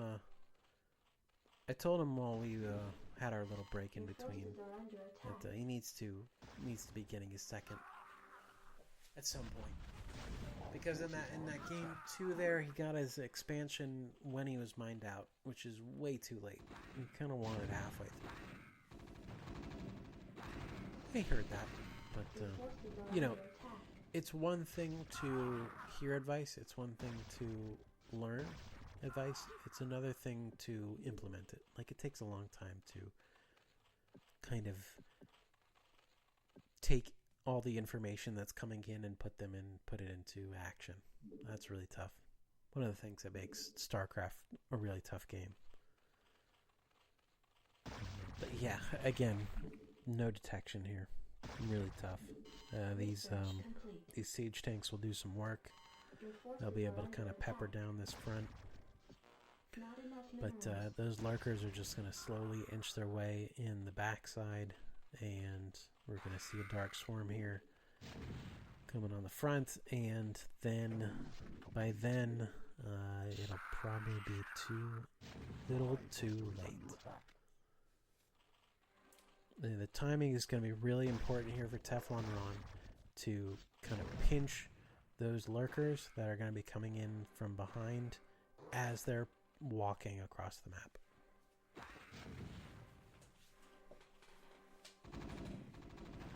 Which at this point right now, I mean, with that Dark Swarm, with that Consume out, it's going to be really tough for this push already. There is detection finally. There's a Radiate. Maybe. We'll have to see him select that individual. But there's no Plague, so this push is looking really, really good. I don't know if it will win the game good, but it should do some work here.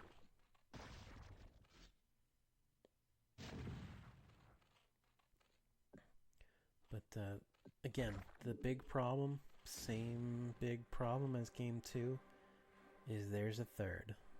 And attacking the natural instead of the third, it's not going to do enough. Yeah, those lurkers did shred it, unfortunately.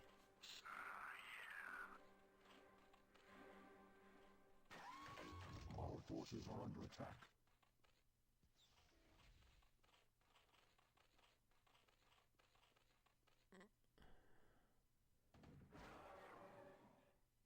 There are lurkers out here in this field somewhere.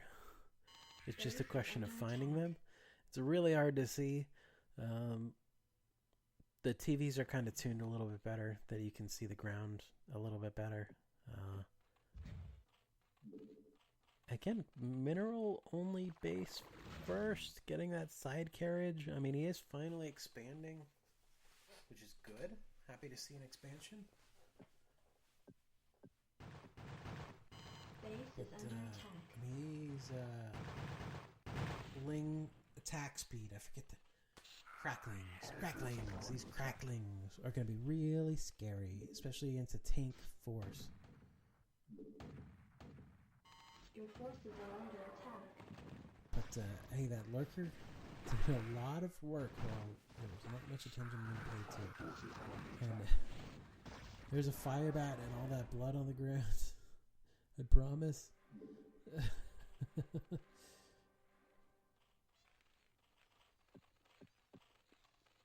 Alright, getting that mineral only base. And I mean, that mineral only base will do a whole lot of work here.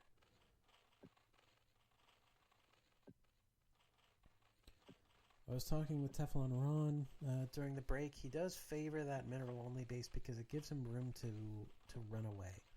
Gives him room to retreat. The naturals on Lost Temple are very cornered. There's not a lot of great places to retreat unless you have this left spawn or the bottom spawn. Both the right spawn and the top spawn don't really have great ways to run away when your natural is kind of being pushed upon, which is tough. You know, it is scary. I don't disagree.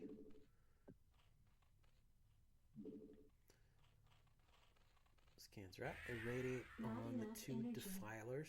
Really good irradiates. Well, irradiate on the one defiler. It does kind of word out its Dark Swarm before it dies.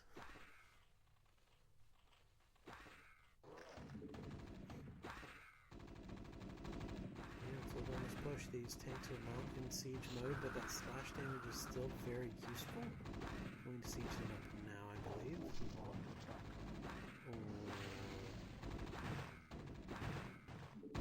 Maybe only going to siege up one of them. Maybe.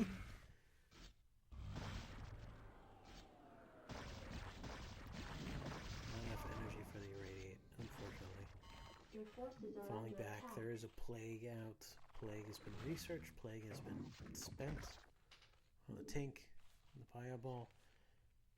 Again, Teflon Ron has to realize there's a little bit more going on here than 2 base should be able to do. And I think he noticed that in the other games as well. That is something that he realized. And I think he realizes it now, but he just doesn't know where the base is yet. It's really tough because he's pushing into that natural when it isn't really I mean, it is a natural, but it's not a 2 base amount of units. It's not a 2 base amount of defense. It's a 3 base amount of defense here. He does finally find it, but he found it with these plagued units that are going to walk into the creep colony and just explode into little giblets.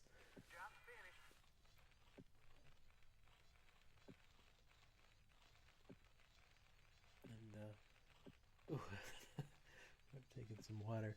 I hope people are appreciating this commentary. I don't normally do solo commentary for these kinds of things.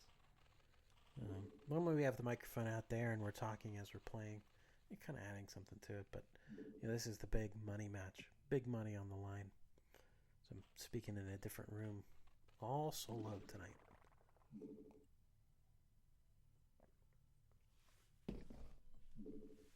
Here it comes. Third base attack. No defilers down here. That's very important. Who instigated the money match? This was Teflon Ron's big thing. He wanted to have a big money match for his birthday. Because when they practice, Samwise sometimes does some weird stuff. Sometimes does some weird builds, testing things out. He wanted Samwise to bring his all. So Teflon Ron put money on the line on his birthday. Really wanted to feel the pain. To put it Terran way. Really wanted to feel the pain, feel the burn of Samwise going all out, doing everything he can. No pity games, no holding back. So it was all Teflon Ron.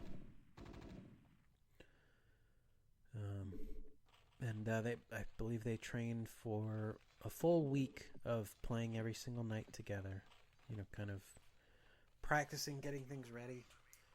Trying out different builds, kind of getting a feel for each other, and then this is the big culmination of that. These two have been playing head-to-head for 2 years, and it took I think 4 to 6 months for Samwise to get his first win.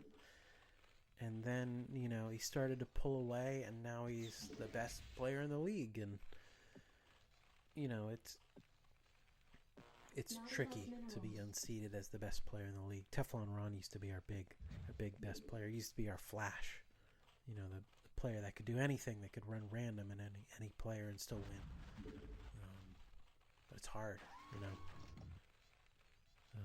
But Teflon Ron is still very, very good at the game, and he's still improving. Genuinely, he's been getting better and improving every single game. With the advice that I thank you, chat. You guys have been providing the advice that I've been giving as well. Not enough minerals. And I'm definitely the bottom rung of the ladder.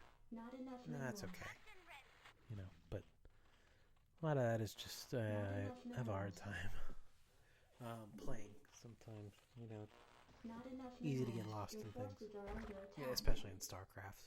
A million things going on. That's why I can't fault anybody for making mistakes in StarCraft, a game that requires you to be perfect all the time. Your forces are under attack. Oh, thank you. I do appreciate it. I'm trying to provide some good advice, both to the players who will watch this back, Your forces are under and attack. just Energy. talking it out.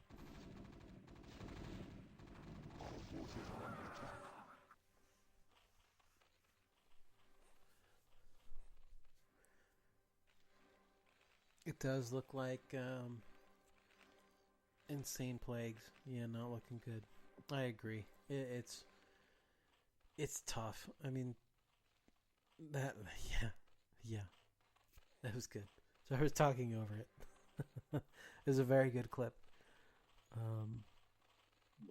Here comes the push again to the natural. I mean, he knows where the third is. He has not scanned for the fourth, but he at least knows there's a third down there. He's still pushing into the natural. Going for... I didn't see what upgrade he got, but there was an upgrade. Pushing in, did see the consume there. The siding. against pushing the natural, which I think is the correct decision.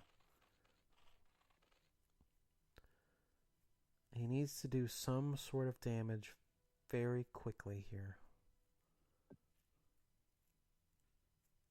Oh.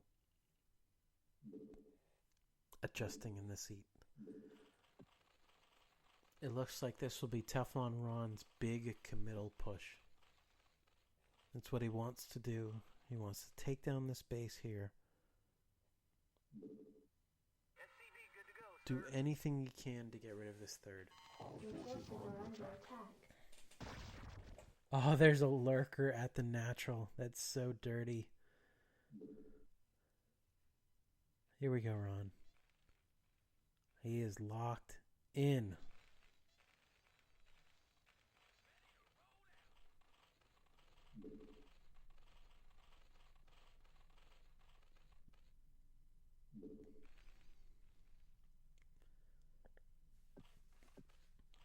I'll make another science vessel. He's going to try to get this third.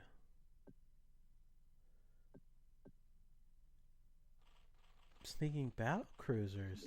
Oh. Wait, I like that. Oh, I like the way you think. That's really, really fun.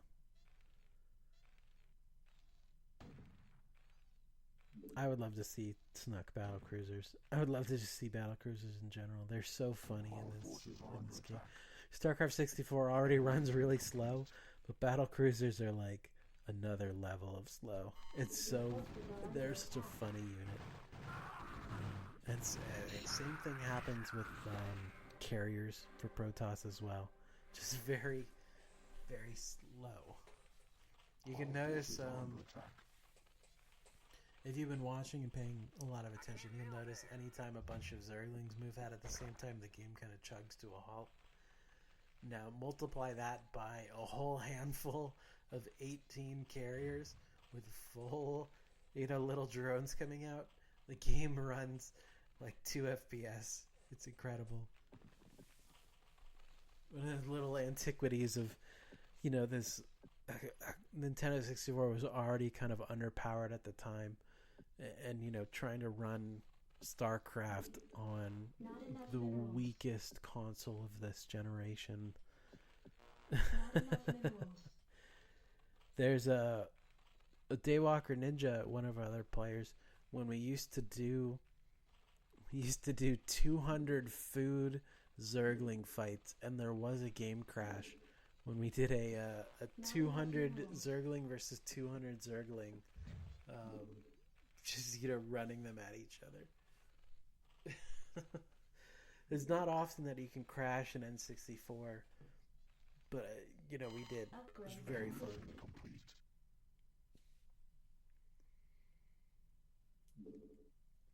Pushing natural again. Scan out. Scanning, I guess, for the mutas. Imagining the mutas would be hanging there. And here are ultras. Going ultras for game 3. Second game in a row with a big ultra end here. And, hey, look, it makes sense. I mean, at this point, Teflon is not really pushing, not necessarily like in a position where he's going to lose immediately. Oh, that's it. You can't just walk in and irradiate a defiler because it will then, just walk back and plegu all over your army.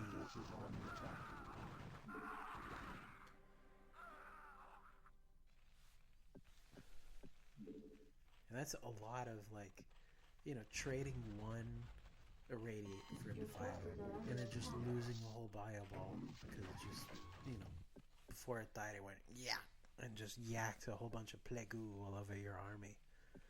Not enough minerals. Not enough minerals.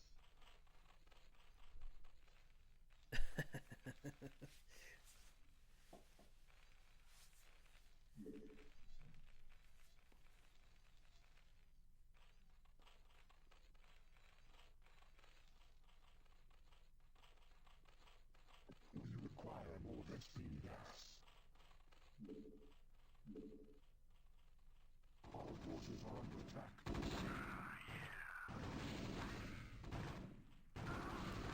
was tough to watch. Yeah, I agree. Your forces are under attack. Not enough minerals.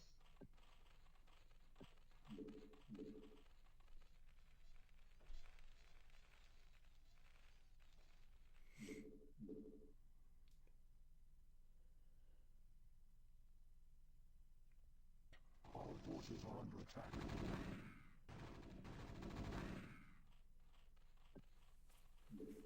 Your forces are under attack. I mean, look, TeflonRon might still be able to take this back. I mean, it'd be really fun to see that happen. But at this point, it's pretty tough.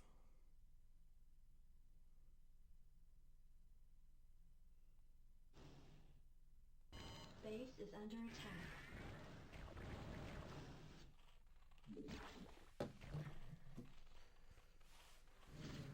TeflonRon will fight to the bitter end. He deserves it. Here. Base is under attack. Guardians. There's yeah, that's pretty mean. Guardians in the booty. Your forces are under attack. Yeah, that whole Mutafleet up there just became Guardians. Just walked their way down. He is playing great craft. I can't fault it. You know, this is exactly what Teflon wanted. Teflon wants it. He wanted Samwise to not hold back. He wanted to fight Samwise in all of his might, and this is Samwise in all of his might. This is the soul key of StarCraft 64, although it's probably more like July Zerg.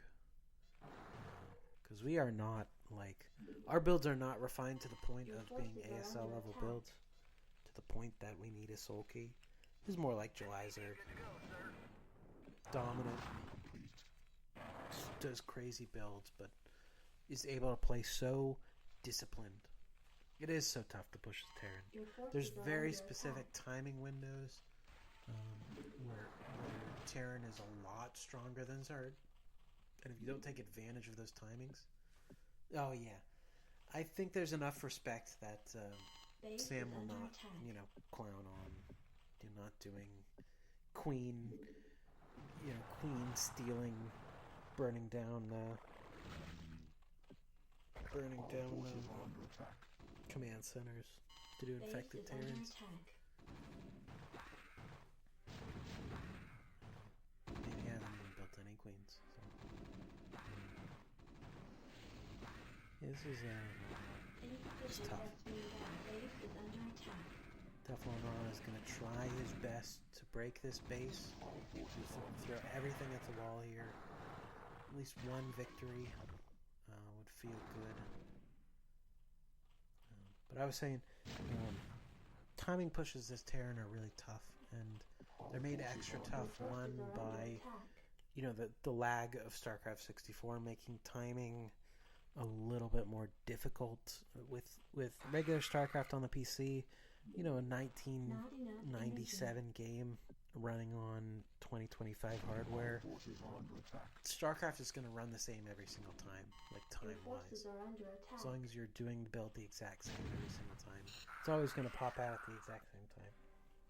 You don't really get that with StarCraft 64 because, you know, if a 4-pool is happening and a bunch of lings are walking across the map, that lag will really throw the game off.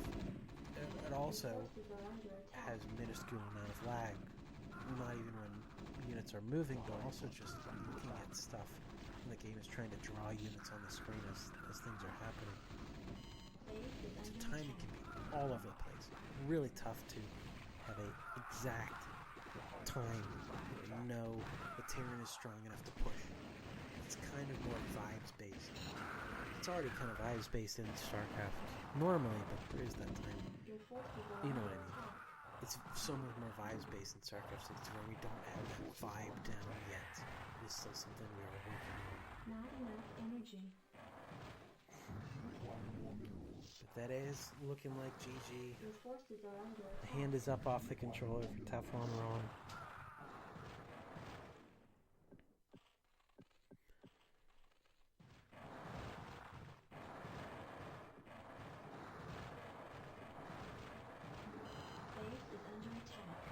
Hey, bitter end. Always bitter end. Gonna try to get that natural back up. Doing anything you can, and that is it. GG. A 3-0 for Mr. Samwise tonight. Getting the $50 billion. I can probably get $10 money match. But yeah, still money on the line. It is still a fight, a battle to the bitter end. And to the bitter end, these two fought.